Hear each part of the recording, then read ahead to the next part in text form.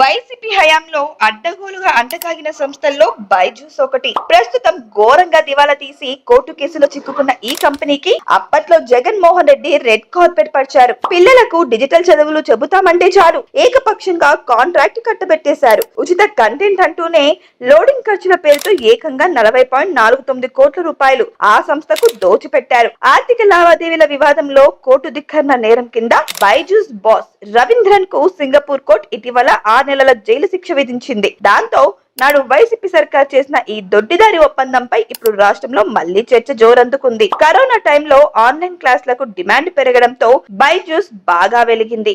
8, 9, 10 తరగతుల కంటెంట్ ను ట్యాబ్ లో లోడ్ చేసి ఇవ్వడానికి మామూలు జనం నుంచి 45,000 రూపాయల నుంచి 50,000 రూపాయల దాకా వసూలు చేసేది. ఆ తర్వాత బిజినెస్ తగ్గడంతో కొత్త దారుల కోసం వెతికింది. ఈ క్రమంలోనే దావోస్ పెట్టుబడుల సదస్సులో నాటి సీఎం జగన్ ను బైజూస్ అధినేత రవీంద్రన్ కలిశారు. ప్రభుత్వమే నేరుగా ట్యాబ్లు కొని విద్యార్థులకు ఇవ్వాలని ఐడియా ఇచ్చారు. నేరుగా బైజూస్ నుంచి కొంటే అవినీతి ఆరోపణలు వస్తాయని గ్రహించి తెర వెనుక పక్కా స్కెచ్ వేశారు. కంటెంట్ ఫ్రీగా ఇస్తున్నామని కలరింగ్ ఇచ్చి ట్యాబ్లను మాత్రం ప్రభుత్వం విడిగా కొంటుందని నమ్మించారు. 2 ఏళ్లలో మొత్తం 9.50 లక్షలకు పైగా ట్యాబ్లు కొనుగోలు చేయగా అందులో 8 లక్షలకు పైగా ట్యాబ్ల కాంట్రాక్ట్ కేవలం ఒక్కరే దక్కించుకోవడం విశేషం. అసలు కమర్షియల్ కంపెనీ అయిన బైజూస్ లక్షలాది మంది విద్యార్థులకు ఉచితంగా కంటెంట్ ఎందుకు ఇస్తుంది? దీని వెనుక పెద్ద బిజినెస్ ప్లాన్ ఉంది. కరోనా తర్వాత బైజూస్ కస్టమర్ బేస్ పడిపోయింది. దాంతో తమ యూజర్ల సంఖ్యను పేపర్ పై ఎక్కువగా చూపించి అంతర్జాతీయ మార్కెట్ లో 100 కోట్ల అప్పులు పొందాలని ఆ సంస్థ ప్లాన్ చేసింది.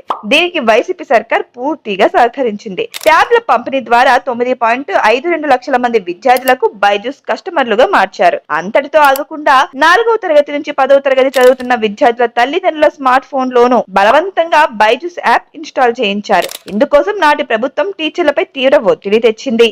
ఈ భారీ కస్టమర్ బేస్ ను చూపించుకొనే బైజూస్ సంస్థ విదేశాల్లో బ్యాంకుల్లో వేల కోట్ల రూపాయల అప్పులు తెచ్చుకుందనే ఆరోపణలు ఉన్నాయి. మొదట విద్యార్థులకు కంటెంట్ అలవాటు చేసి ఆ తర్వాత పై తరగతులకు వెళ్ళాక వారి నుంచి వేల రూపాయలు గుంజాలనేది బైజూస్ పక్కా ప్లాన్. 8వ తరగతిలోనే 8, 9 క్లాసులు కంటెంట్ ఇచ్చి మైండ్ బ్లాక్ చేశారు. ఇంటర్మీడియట్, నీట్, జేఈఈ లాంటి పై చదువులకు కంటెంట్ కావాలంటే భారీగా డబ్బులు కట్టాల్సిందే. ఇలా ఒక్క ప్రైవేట్ సంస్థ వ్యాపార సామ్రాజ్యాన్ని విస్తరించుకోవడానికి, అప్పులు పుట్టించుకోవడానికి నాటి వైసీపీ ప్రభుత్వం రాష్ట్ర విద్యా సంస్థను, ప్రభుత్వ సొమ్మును ఎరగా వేసింది. ఇప్పుడు ఆ సంస్థ దివాలా తీయడం, అధినేత జైలు పాలు కావడంతో నాటి జగన్ సర్కార్ తీసుకున్న నిర్ణయాలు ఎంతటి దారుణమైనవో స్పష్టమవుతుంది.